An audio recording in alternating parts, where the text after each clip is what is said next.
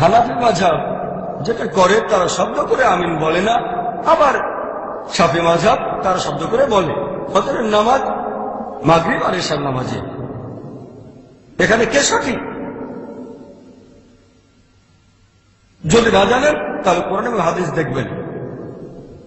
পবিত্র কোরআনে এমন কোন আয়াত দেখি না যেটা বলছে আমিন শব্দ করে বলতে হবে বা হবে না। তাহলে আমরা ইসলাম ধর্মের পরের উৎসটা দেখবো, আর সেটা হচ্ছে হাদিস। যখন আমরা সহিহ হাদিস পড়ি, এটা আছে সহিহ বুখারীতে 1 নম্বর খণ্ড, বুক অব আজান, 111 নম্বর অধ্যায়, 780 নম্বর হাদিস। নবী সাল্লাল্লাহু আলাইহি ওয়াসাল্লাম তিনি বলেছেন যে শব্দ করে আমিন বলো সূরা ফাতিহা শেষ হলে, শব্দ করে আমিন বলো। তখন তোমরা যদি ফেরেশতাদের সঙ্গে একই সাথে আমিন বলো, তোমাদের অতীতের সব গুনাহ ক্ষমা করা হবে। পরের হাদিসটা সহিহ বুখারী 1 নম্বর খণ্ড, বুক অব আজান, 112 নম্বর অধ্যায়, 781 নম্বর হাদিস। নবীজি বলেছেন, তোমাদের কারো আমিন বলার সময়ে যদি ফেরেশতাগণের ভেতরেও কেউ আমিন বলে, তোমাদের অতীতের সব গুনাহ ক্ষমা করা হবে। সহিহ বুখারী 1 নম্বর খণ্ড, বুক অব আজান, 113 নম্বর অধ্যায়, 782 নম্বর হাদিস।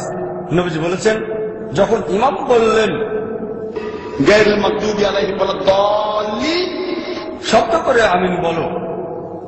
তোমাদের আমিন বলার সময় যদি ফেরেশতাগণের কেউ আমিন বলে, তোমাদের আগের সব গুনাহ ক্ষমা করা হবে।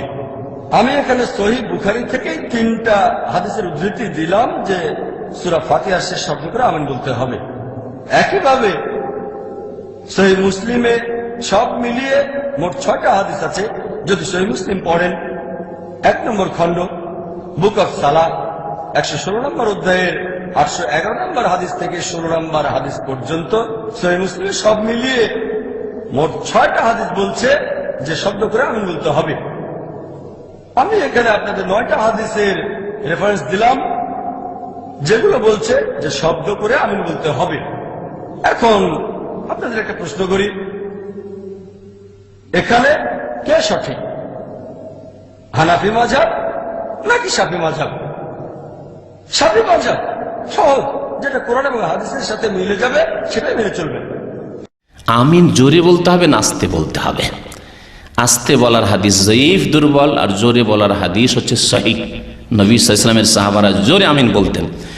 ইমাম বুখারী অধ্যায় কায়েম করেছেন, অধ্যায় নম্বর 111, বলছেন বাবু জাহরিল ইমাম বিত তামিন। এই অধ্যায় হচ্ছে যে ইমামও আমিন জোরে বলবে। মক্কাতুল মুকাররমায়, মসজিদে হারামে আর মদিনা মসজিদ নববীতে দেখেন তো ইমামরা আমিন শোনেন না? বাইরে দিকেও শুনতে পাচ্ছেন, কারণ মাইকে আওয়াজ পৌঁছে যাচ্ছে। আমিন যে ইমাম বলছেন, ইমামের আমিনও শোনা যাচ্ছে। তো ইমাম জোরে আমিন বলবে আর মুক্তাদিরও জোরে আমিন বলবে। কালা আতা, প্রখ্যাত তাবি আতা বলছেন, আমিন দুআউন, আমিন হচ্ছে দোয়া। আমিন মানে আল্লাহ কবুল করো।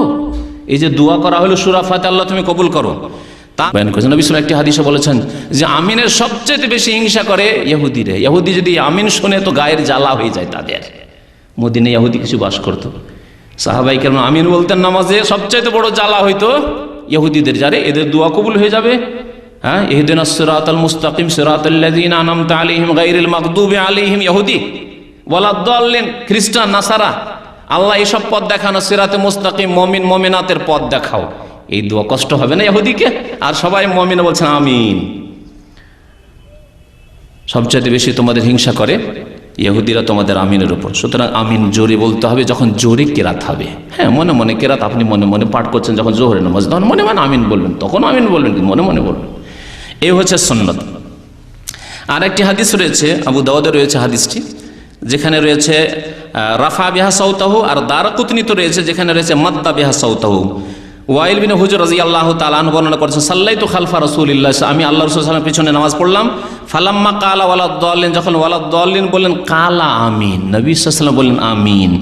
আর আমিন আসতে মাদ্দা বিহা সাউতাহু, মাদ্দা মানে টান দেওয়া, আওয়াজ টান দিয়ে আওয়াজ, আমিন টেনে বললেন, তাহলে আমিন টানতে হবে, উচ্চস্বরে বলতে হবে। মাদ্দা বিহা সাউতাহু, দারাকুতনি প্রথম খণ্ড 335 পৃষ্ঠা রয়েছে।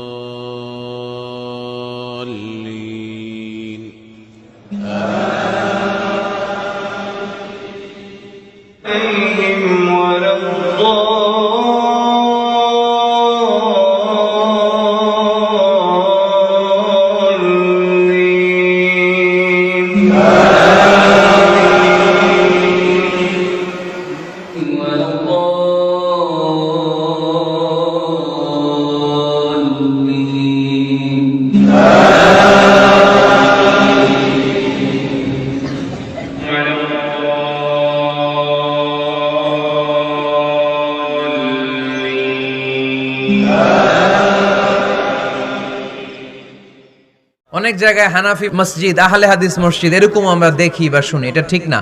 হানাফি মসজিদ বলে কোনো কথা নাই, আহলে হাদিস মসজিদ বলে কোনো কথা নাই। মসজিদ সবার। ছোট্টখাট্ট বিষয় নিয়ে মসজিদে মারামারি, একজন হাত তোলে আরেকজন তোলে না, কিলাকিলি আছে না নাই? একজন বলে জোরে আমিন, আরেকজন আস্তে আমিন, মারামারি আছে না নাই? এগুলো কি মারামারি করার কোনো বিষয়? কথা বলেন।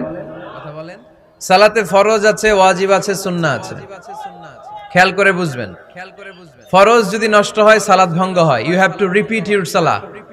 ওয়াজিব নষ্ট হলে সালাত ভঙ্গ হয় না, নতুন করে পড়া লাগে না, সেজদায় সাহু দিলেই সালাত আদায় হয়ে যায়।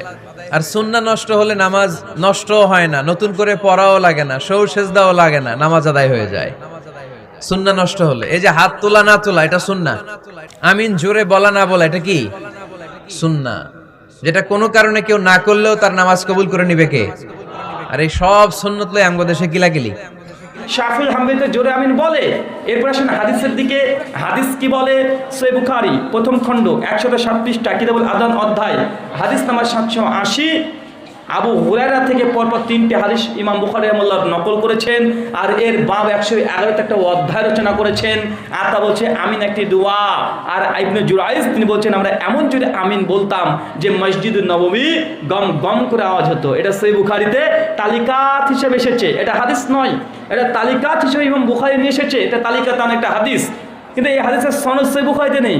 কিন্তু এই বুখারীর সনদ কোথায় আছে? মুসান্নাফ আব্দুর রাজ্জাক হাদিস নম্বর 2640 ও হাসান সনদে হাদিসটা নিয়ে আসা হয়েছে। এবং সুনান ইবনে মাজাহ হাদিস নম্বর 943 থেকে 949 পর্যন্ত। আম্মা জান আয়েশা রাদিয়াল্লাহু আনহা তিনি বলছেন যে সবচেয়ে ইহুদিরা দুটো জিনিসে রাগান্বিত হয়, একটা সালামে আর একটা আমিনে। কথা বুঝতে পারছেন? কিসে কিসে রাগান্বিত হতো সবচেয়ে বেশি ইহুদিরা? একটা সালাম আর একটা সালাতে আমিন বলা। এখন আমরা যারা আমিন বলি কেউ যদি রাগে, তবে আম্মাজান তিনি বলছেন ভাই এটা আমাদের কথা, আম্মাজান তিনি বলছেন আয়েশা রাদিয়াল্লাহু আনহা যে সালাম শুনলে আর আমিন শুনলে এই দুটো শব্দ শুনলে ইহুদিরা বেশি রাগারাগি করে। তো ভাই যারা এই দুটোতে রাগান্বিত অবস্থায় হবে তাদেরকে আমরা ইহুদি বলছি না, তবে ইহুদিদের কিছু স্বভাব তাদের মধ্যে বিদ্যমান থাকতে পারে, আমরা এমনটাই আশঙ্কা করছি। সশব্দে আমিন বলতে হবে, এ কথাই সঠিক। সুনান ইবনে মাজাহ প্রথম খণ্ড 58 পৃষ্ঠা হাদিস নম্বর 248 ওয়াইল বিন হুজর রাদিয়াল্লাহু আনহু তিনি হাদিস বর্ণনা করছেন। তিনি বলছেন বিশ্বনবী যখন গায়রিল মাগদুবি আলাইহিম ওয়াদ-দাল্লিন বলতেন ফাকালা আমিন, তখন আমরা আমিন বলতাম মাদ্দা বিহা সাউতিহা, তখন আমাদের এই আমিনের শব্দটাকে আমরা মাদ্দা করতাম, আর রাফা বিহা সাউতিহা এবং উঁচু করতাম, শব্দটা উঁচু করতো। আর মনে মনে আমিন বলতে হবে এই মর্মে একটাই হাদিস সুনান তিরমিজি এসেছে। ইমাম তিরমিজি হাদিসটাকে নিয়ে আসার পরে তিনি বলে দিচ্ছেন ওখানে 238 নম্বর হাদিস যেখানে মনে মনে আমিন বলার হাদিস এসেছে, ইমাম তিরমিজি ওখানে লিখে দিয়েছে হাযা হাদিসুন যায়িফুন, এই হাদিসটা হচ্ছে যায়িফ। কেন? এই হাদিসের একজন রাবী হচ্ছে শুবা, তিনি সুফিয়ানের বিপরীত হাদিস বর্ণনা করেছে। আর সুফিয়ানের চেয়ে শুবা ইনি হাদিসে দুর্বল, কারণ সুফিয়ানের হাদিস উচ্চ স্বরে, শুবার হাদিস দুর্বল। এই হাদিসের তাহকিক করতে গেলে লম্বা একটা সময় লেগে যাবে। বিস্তারিত পৃথিবীর সব ধর্মে গোপন জিনিস থাকে, ইসলামে গোপন কিছুই। আমরা লুকোচুরি করে কিছুই করি না। আমাদের নামাজ সবাই দেখতে পারে, ঠিক না বে ঠিক? আমাদের দোয়াও সবাই পড়তে পারে। হিন্দু ধর্মের কিতাব ঠাকুর ছাড়া কেউ পড়তে পারে না, কিন্তু আমাদের কোরআন আমরা না পড়লে আমাদের নামাজি হবে না, ঠিক না বে ঠিক? আমাদের নামাজে আমাদের সূরাগুলো কে পড়েন? কে পড়ে? আমরাই পড়ি। ইমাম যখন সূরা ফাতিহা পড়ে আমরাও তখন কেউ কেউ পড়ি। তিনটি মত আছে, পড়তেও পারেন, শুনতেও পারেন, আবার যেই সূরাগুলোতে ইমাম আস্তে পড়ে সেগুলো আপনি পড়তেও পারেন, কোনো সমস্যা নেই। একই বাগানে কত ফুল। দেখেন আমাদের ইসলামের মতো সৌন্দর্য পৃথিবীর কোনো ধর্মে নেই। আমাদের দেখেন আমরা কেউ হাত এখানে বাঁধি, আছে না? কথা কন না কেন? কেউ এখানে, কেউ নাবির নিচে, আবার কেউ কে আমি বাঁধবো না, কি করবি কর, আমি বাঁধবই না। যেমন সৌদি আরবে গেলে, মিডল ইস্টে গেলে দেখা যায় অনেক লোক আল্লাহু আকবার, কি রে এগুলি আসলো কই থেকে? আবার ইরানের না, এরা মক্কাতে মদিনাতে, তার পুরা মিডল ইস্টে ইমাম মালিকের অনুসারীরা বেশি। রাসূল সাল্লাল্লাহু আলাইহি ওয়াসাল্লাম রাতে নামাজ পড়তে পড়তে যখন খুব হয়রান হয়ে যেতেন, হাতে ভেবে ছেড়ে দিতেন, অনেক সময় হাত ধরে যেত, কারণ উনি 2 রাকাত নামাজের সারা রাত শেষ করে দিতেন। বুখারীর বর্ণনা এসেছে পাটা ফুলে ফেটে যেত, এরকম মোটা হয়ে যেত পা, এত লম্বা সময় নামাজে দাঁড়িয়ে থাকতেন রাহমাতাল লিল আলামিন। সেজন্য এভাবে হাত ছেড়ে দিতেন, ওটে ওনারা নিয়েছেন। এটা একটা সৌন্দর্য। আবার কেউ জোরে আমিন বলে, আবার কেউ আস্তে বলে, ঠিক না ঠিক? আমরা বাংলাদেশে অধিকাংশ আস্তে বলি, কিন্তু মক্কা মদিনায় গেলে আমরাও জোরে বলি। আমরা দেখি ইমাম সাহেব কিভাবে বলে, ইমাম যদি জোরে বলে আমরাও, এটা আদব। আপনি মসজিদে ঢুকলে কাকে দেখবেন? ইমাম হুজুরকে দেখবেন। ইমাম যদি আস্তে বলে, আপনি যদি বিশেষ করে আমিন কয়ে ওঠেন, ইমাম কেউ সর্বনাশ। আবার অনেক হুজুর তো জানেই না জোরে আমিন যে আছে। সিলেটে এরকম এক ছেলে লন্ডন থেকে এসে জোরে আমিন বলছে, ইমাম সাহেব সামনের বেড়া দিয়ে দৌড় মারছে। মানুষ বলল যে কি ব্যাপার, আপনি দৌড় দিলা কিতার লাগি? কয় কিতা জানি হামাই গেছি কি মসজিদের ভিতরে। উনি আসলে আগে কখনো জোরে আমিন বলা শুনেন নেই। আমিও তো যখন মক্কা শরীফ যাইনি, আমিও দেশে সবার সাথে আস্তে আস্তে বলতাম, কিন্তু মক্কা শরীফ যখন গেলাম দেখি যে সবাই জোরে বলতেছে, আমিও শুরু করলাম। এটা সৌন্দর্য, এটা ইসলামের সৌন্দর্য। এটা নিয়ে কিলাকিলি করার কোনো দরকার নাই। কেউ যদি আসতে বলে, আপনি তার জোরে বলানোর কোনো দরকার, আসতে বললেও হবে, জোরে বললেও হবে। আল্লাহ শুনেন না বোধহয় আসতে বললে, নাকি? আপনার পায়ের আওয়াজ না পিপলার পায়ের আওয়াজ শুনেন কে? ইয়ালামু খায়নাতাল আয়ুনি ওয়া মা তুখফি সুদূর। আপনি সানগ্লাস লাগায়া কোন দিকে তাকান, দুনিয়ার কেউ দেখে না, দেখেন কে? আল্লাহ দেখেন। মনের ভিতরে গোপনে গোপনে কি পরিকল্পনা করেন সে। জোরে আমিন বলা, বুখারী থেকে যে হাদিসটি তারা বলে আমিন জোরে বলতে হবে, ওই হাদিসটি প্রমাণ করে আমিন আস্তে বলতে হবে। হাদিসটি কি? আল্লাহ রাসূল সাল্লাল্লাহু আলাইহি ওয়াসাল্লাম বলেছেন, ওয়া ইযা ক্বালাল ইমামু আমিন ফাকুলু আমিন। নামাজি ইমাম যখন বলবে আমিন, তোমরাও বলো আমিন।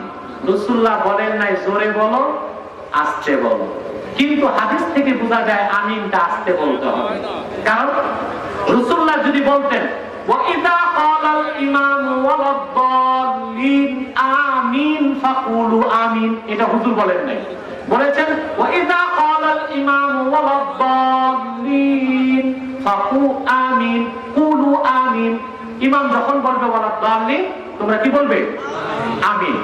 কিন্তু যদি রাসূলুল্লাহ বলতেন ওয়া ইযা ক্বালাল ইমামু ওয়ালাদ-দাল্লিন আমিন ফাকুলু আমিন, তাইলে আমরা বুঝতাম আমিনটা জোরে বলতে হবে। রাসূলুল্লাহ এটা বলেন নাই। রাসূলুল্লাহ বলেছেন ইযা ক্বালাল ইমামু ওয়ালাদ-দাল্লিন, ইমাম যখন ওয়ালাদ-দাল্লিন বলবে তোমরা বলবে আমিন। তাহলে বোঝা যায় ইমাম নিজেও আমিনটা আস্তে বলবে। যেখানে ইমাম আস্তে বলবে, সেখানে মুক্তাদি আবার আমিন জোরে কেমনে বলে? কথা বুঝেন না? আমিন আস্তে বলাটাই ভাই নামাজে জোরে আমিন বলা, এটা বিভিন্ন হাদিস দ্বারা প্রমাণিত আছে। হাদিসের উপর আমল করলে সেটা ফিতনা হতে যাবে কেন? হ্যাঁ, ফিতনা তখন হবে আপনি যদি যে আস্তে আমিন বলছে, আস্তে আমিন বলার সপক্ষেও বিশুদ্ধ হাদিস আছে। আপনি যদি বলেন যে না তোমার নামাজ হয় না, তুমি রাসূলের তরিকা নামাজ পড়ো না, এই সমস্ত কথা বলে যদি বিশৃঙ্খলা করেন, তাহলে সেক্ষেত্রে সেটা অবশ্যই কি হবে? ফিতনা হবে। আমরা আজকাল অসহনশীল হয়ে গেছি ভাইরা। আমাদের মসজিদগুলোতে সুদখোর, ঘুষখোর, টিনচোর, গমচোর, সব ধরনের অপরাধী আসতে পারে, সবার জন্য উন্মুক্ত। কিন্তু কেউ জোরে আমিন বললে বা বুকে হাত পাতলে বলে যদি মসজিদে আসবে। অনেক মসজিদে এই রোগটা আছে না নাই? একই বাড়াবাড়ি বিপরীত দিক থেকেও বা সব পক্ষ থেকেই কম বেশ হয়, কেউ কম করে বেশি করে। ভাইরা আমার, এই সীমা লঙ্ঘন করা ইসলামে জায়েজ